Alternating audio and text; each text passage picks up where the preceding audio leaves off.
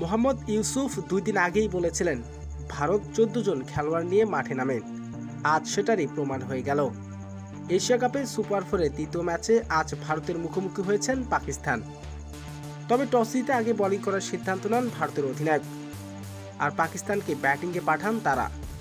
শুরু থেকেই দুর্দান্ত খেলেন পাকিস্তানের দুই ওপেনার ফারহান এবং ফখরুজ্জামান।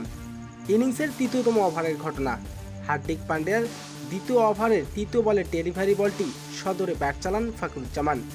ব্যাটের কানায় লেগে ক্যাচ তুলে দেন। ক্যাচটি তালুবন্দি করার আগে মাটিতে পড়ে যায়। এটা নাকি ক্যাচ।